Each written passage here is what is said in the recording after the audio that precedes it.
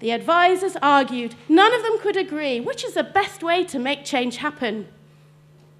Eventually, the Queen stopped them.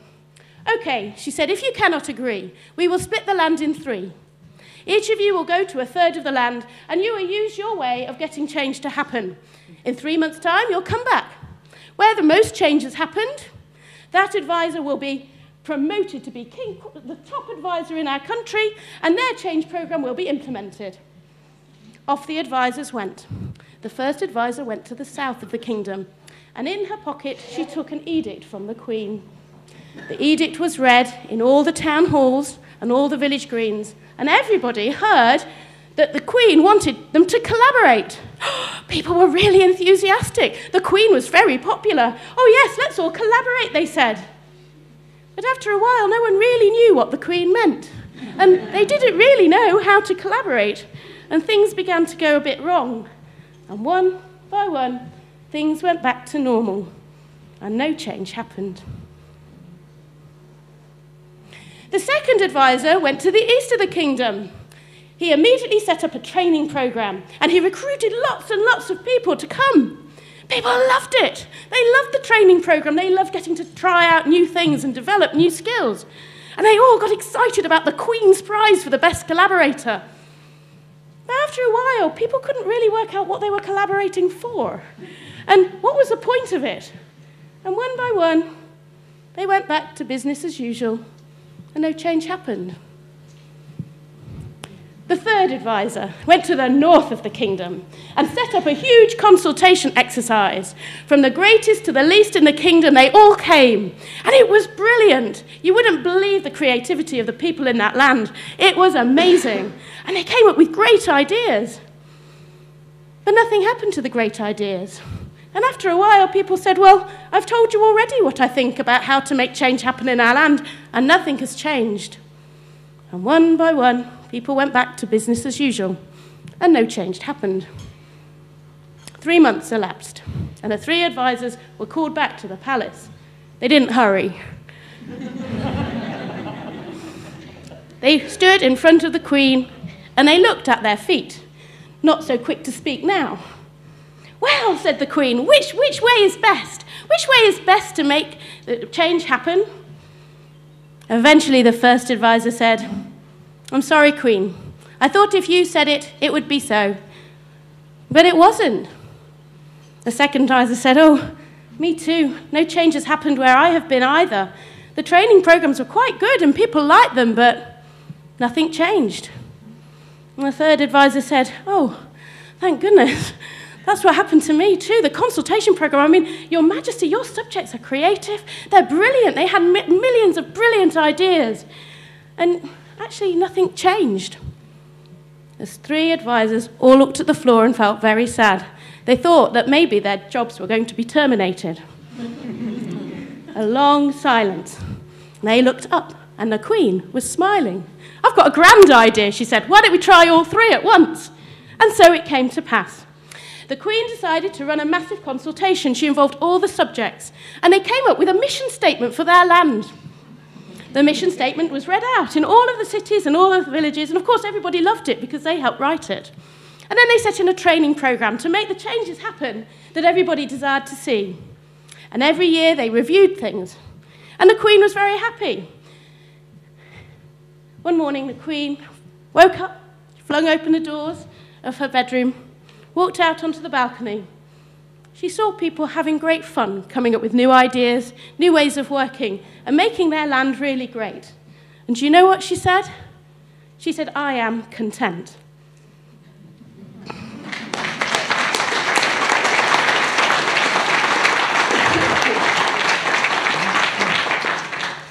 And so from a fairy story, I hope you like my fairy story, to a real story, and the beacons for public engagement. So there wasn't a queen. Well, we do have a queen in the UK, but I don't think that she's told universities to change yet, but maybe I'm wrong. But the funders of research in the UK said they wanted to see change happen. And they were concerned that researchers weren't engaging the public with their work.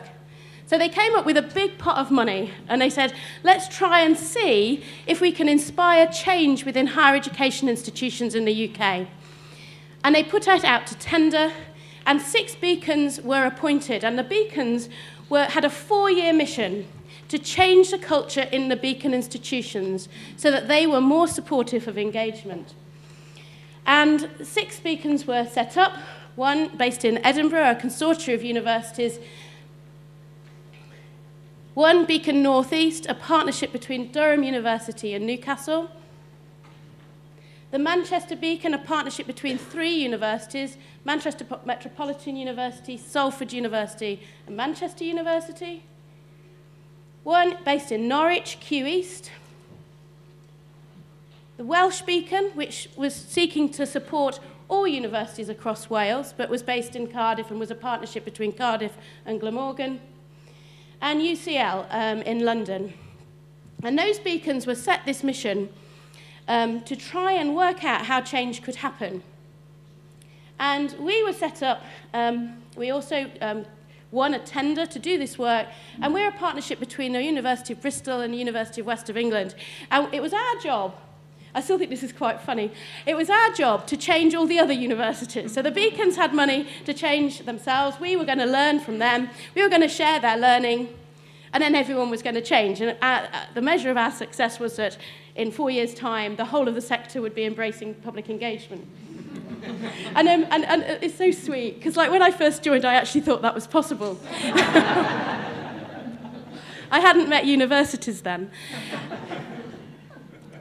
So what did they want? They wanted lots of this. And I don't know about you, but one of the things that my boss often says is, what does public engagement feel like to you? What does it feel like to engage with the public? And once you start capturing that, then you begin to really want to do it. And I think this picture says it all, really. I love this picture. I didn't take it. I'm not trying to promote my ability at photography. Okay, so what did we learn? Not surprisingly, well, let me just backtrack a little. The beacons for public engagement all said they were distinctly different. And they all had different models of working, different contexts they were working in. And they all said, oh yes, we're doing it all very differently. And so we at the National Coordinating Centre were left with the question, was any commonality between the learning that was emerging from the beacons? And we didn't know if there would be. And yet we found that there was. And what we discovered was there are 3 main focal points for embedding engagement, each of which are really important. So people. If you don't engage the people within your institution, the staff and the students, then actually that's slightly problematic. And even more importantly, if you're not engaging with the people outside of your institution about the things that are meaningful to them, then actually the change you're trying to effect just isn't going to be effective. Purpose. We heard yesterday, one of the speakers was talking about having it in your mission statement and actually being really explicit. That's really important. But just like the Queen, you know, it doesn't change anything unless it's acted upon. And this is where processes are really important. So lots of people have reflected to me at this conference that there's a real issue about things in promotions criteria, that they may want to do lots of public engagement, but actually it's not really recognised formally within their university. And so therefore, like many people in the UK, they do it under the cover of darkness almost, in their spare time because they're passionate and they love it. And so these 3 focal points became really important to sharing the learning from the beacons. And each of these we split into another 3. We're into 3s in the NCC, everything's 3. But so purpose splits into having it in your mission statement, supporting champions. And when we talk about leadership, we mean across all parts of the organisation, not just the senior managers. And communication. We did an audit of websites and grant applications that universities had put in, and looking for consistent messaging about their vision for engaging with people external to the university, that they were hard to find. Consistency was really hard to find. Okay, process. So rewarding people. You know, people really like to be recognised. So at Q East, they have a public engagement award now that is awarded at the degree ceremony. And it says, we believe this is important. This has status and significance within our institution. Putting in the right kind of support and creating spaces for people to learn together. Somebody said, one of the speakers yesterday, forgive me, your name just flipped out of my head, but he was saying, oh, I come here to meet people from my own university who I don't see at my university. And that's a real common thing within engagement, that people come to engagement conferences and then they discover they're not the only person passionate about engagement at their institution. There are others, they just haven't met them yet. And so I think actually providing opportunities for people to come together, to learn together is really important. And finally, people, but they're not really finally, they should be first, really. And thinking about how people can get involved and supporting people to get involved, both in shaping the vision for your institution. I mean, not every institution is going to go about this the same way. You're dependent on the purpose of the institution as a whole, and the way that they focus on their teaching and their research actually will have a material effect on how they want to engage with people outside of the university. So actually, you need to reflect on this together. And there's lots of wisdom. Well, I don't need to tell you this. This is stuff you already know. There's a huge amount of wisdom within organisations and outside of the organisations that can help make these things, these visions, a reality. Okay. Oh, no, it really works. I love my dragon. Okay, so dragons. No fairy tale is complete without a dragon. I tried to write a dragon into my story, but here he is. He's popped up here. Just to say that things are never static. And lots of things change. So when the beacons were set up, there was quite a lot of money around, to be frank, and a real vision that universities could make a real difference. But we all know what's been happening in recent years. There isn't very much money anymore. There's increased scrutiny on public funding and accountability for that funding. And also for us in Britain, students are being required to pay a lot more for their education than they have done in the past. We had a change of government, lots of things changing. And I don't, dragons can be friendly and they can be scary, but they showcase changes that you can't measure and you can't kind of control. And all of these things have meant that universities are thinking differently about the kinds of institutions they are. So the fact that students are now having to pay more for their education actually has made universities be a bit more reflective about what kind of education experience they want to offer their students. So although in one sense this is a big pressure, it also helps universities think about reinventing themselves with an engagement mission. Some other things changed. We spent a lot of time talking to the funders about consistency and about the ways that they could support change. And eventually they created this. I don't know if any of you have seen this. Sadly, the research councils aren't allowed to print anything at the moment, so there aren't very many of these. Anybody seen this? What does it say? I don't know. I'm kidding. It's a Concordat for public engagement.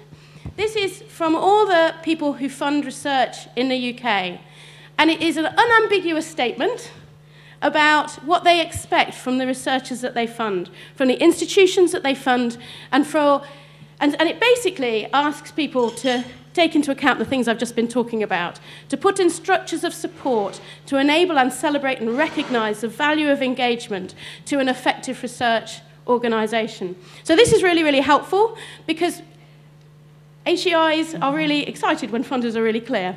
And so this is a real help. The other thing that we did was that we created this. This is a manifesto for public engagement.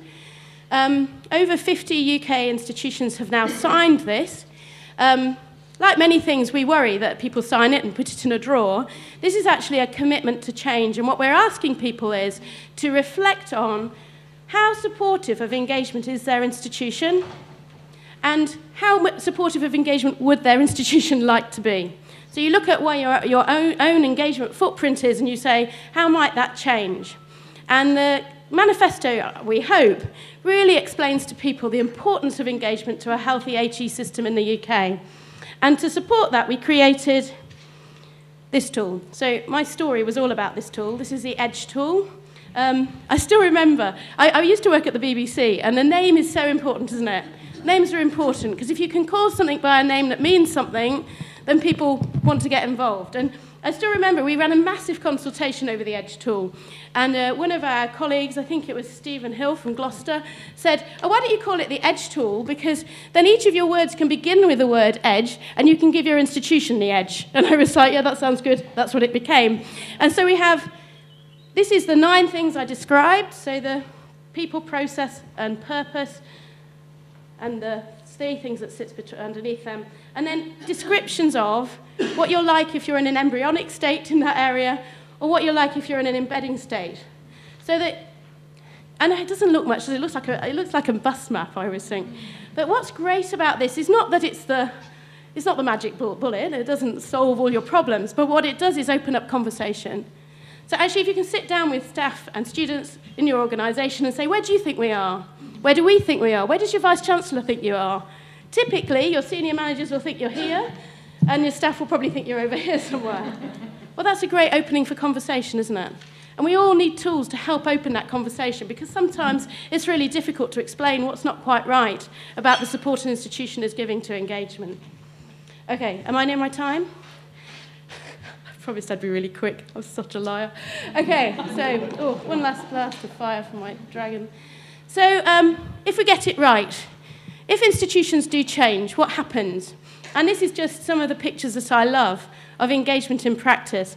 Now, I know many, many people here are really talking about community-based research, but we also embrace the more we cover public engagement. For us is anything that brings staff and students together with the public in mutually beneficial ways. So that might be because that we're wanting to inspire and inform people. It might be because we want to consult people and find out their views about things, or it might be because we want to collaborate on some of the amazing projects that you're doing here. And these are just some of my favourites. And if I had more time, I'd tell you some stories behind these, but you can always grab me for a drink if you are interested. And the thing that we did at the NCC was recognise that we can try and get institutions to change, but unless we're doing some capacity building as well, that actually then it's kind of doing one thing without, it's like the advisors, they're only doing one of the right things, not doing all of them. And so we've created a website with lots of resources to support people who want to engage the public with their work. And I've heard many brilliant case studies and stories of work that you're doing here. Please contribute them to our website. We're really trying to help people be inspired by some of the amazing stuff. And there are some virtual friends watching us now, and there are a lot of people here, but not everyone can come to conferences and not everyone can come virtually and join us here. So the more we can get these resources out to people, the more inspired engagement will happen. Hopefully, if we all start embracing new ways of working, we can all live happily ever after. Thank you.